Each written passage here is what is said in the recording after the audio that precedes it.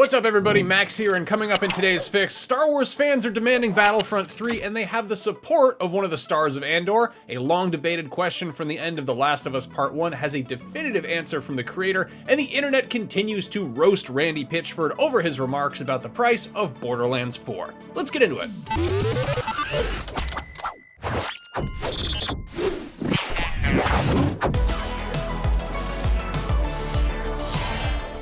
Star Wars Battlefront 2 is having a bit of a resurgence. The shooter is seeing some of the highest concurrent player count since it launched back in 2017, and it's close to breaking its all-time peak of 10,000 Steam concurrents. Unsurprisingly, this has fans demanding Battlefront 3. One of these fans just so happens to be Muhanned Ben Amor, one of the breakout stars of Season 2 of Andor. He was in Season 1 too, but in Season 2 he's really crushing it. Ben Amor might not be a household name quite yet, as he's only appeared in Andor and a Mariah Carey biopic, but chances are his performance as Cassian's pal Wilmon left an impression. Posting on Instagram, the actor wrote, "Star Wars gotta give us Battlefront 3 ASAP. Following it up with, grew up with Battlefront 2, been a veteran since day one, let's hope Battlefront 3 happens," and included a screenshot showing that he had 469 hours logged in the game on PlayStation. Not bad at all. Ben Amor was only 17 when Season 2 of Andor began filming, which means he was 12 when Battlefront 2 came out, so you can see how it would have been a formative gaming experience for him. I feel like 12 is the perfect age for playing way too many video games, and I mean that in the best way possible. The odds of getting a new Battlefront game from EA and DICE anytime soon aren't great, since they're currently all hands on deck developing the new, still untitled Battlefield game, but EA's 10-year exclusivity deal to produce Star Wars games has thankfully been up for a little while now, so there's always a chance another developer or publisher steps in to give us a new FPS with blasters and thermal detonators. In other news involving the intersection of video games and popular streaming shows that just got a second season, The Last of Us series creator Neil Druckmann gave a definitive answer about something fans have been wondering since the end of the first game. If you somehow haven't played the game or had the ending spoiled in the 13 years since it was released, consider this your spoiler warning.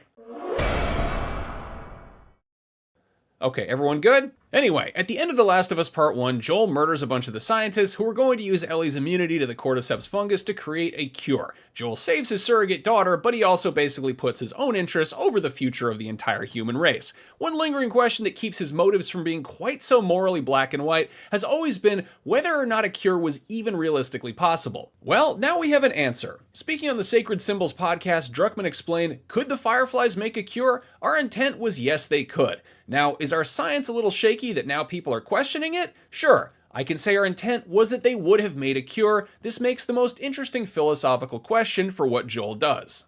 Of course, some fans feel that this new information makes that interesting philosophical question a little less interesting. While the fans who assumed a cure was always possible seem pretty unbothered, others are annoyed at Druckmann for ruining the nuance that was created by the ambiguity. What do you think? Does hearing Druckmann's headcanon, which I guess is just regular canon here, add to the story or take away from it? Let me know in the comments.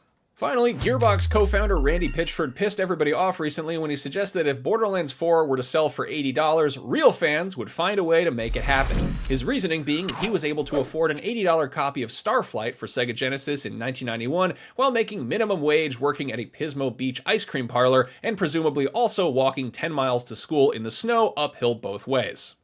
For the record, Borderlands 4 does not have a suggested retail price yet, but with the rising cost of games, that's very possible. However, either way, the internet did not react positively to Randy's suggestion that anybody who isn't willing to shell out $80 for the game is not a real fan. Some fans responded by saying they wouldn't be playing the game if it was $80, and others said that they'll be playing it, but only after pirating it. Borderlands streamer Moxie shared that someone had fed Pitchford's original tweet into an AI that made it sound like something Borderlands antagonist Handsome Jack would say, and yeah, it definitely does. Here's what it sounded like. "Oh, boo-hoo, $80 for Borderlands 4? Let me break out the world's tiniest violin, crafted from iridium and oiled with the tears of whiny vault hunters. Listen, Cupcake, you're not buying a game, you're investing in a premium galaxy-shattering experience personally engineered to blast your sad little dopamine receptors into orbit. You think quality loot and chaotic mayhem just code itself? You want guns that sprout legs, sing sea shanties, and explode into loot goblins without paying top dollar? Grow up."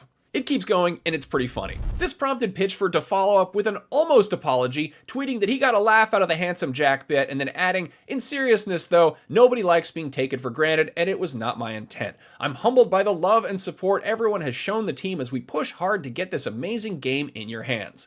Of course, there's still no word on how much Borderlands 4 will actually retail for, but we will presumably have an answer to that whenever pre-orders eventually go live. The looter shooter is currently slated to hit Xbox Series, PS5, and PC on September 12th, 2025, with a Nintendo Switch 2 version arriving at some point as well. That's your fix for May 22nd, 2025. If you'd like to grab multiple video games for way less than $80, head over to IGN's sister site Humble and grab the Xbox Game Studio Publisher Bundle. For just $5, you get Broken Age, Sunset Overdrive, and Battletoads, and for $10 or more, you get those 3 games plus Wasteland 3, Quantum Break, As Dusk Falls, Ori and the Will of the Wisp, and Age of Empires Definitive Edition. As always, proceeds go to charity. And of course, friendly reminder that IGN Live is coming to downtown Los Angeles on June 7th and 8th. It is a big, huge celebration of all that pop culture that we love, and you are invited. We're gonna have huge reveals, interviews on stage with celebrities and your favorite games industry folks, awesome panels, IGN merch, tons of giveaways, and more. You can expect to see Squid Game, Critical Role, Resident Alien, and you can get hands-on with new and upcoming games at tons of playable gaming stations. We're also gonna have 10 playable ID at Xbox games there, so head over to IGN.com/live to grab your tickets and use the code DailyFix for a special discount. As always, make sure you're following and subscribe to IGN wherever you like to watch. Thanks for watching. We'll see you next time.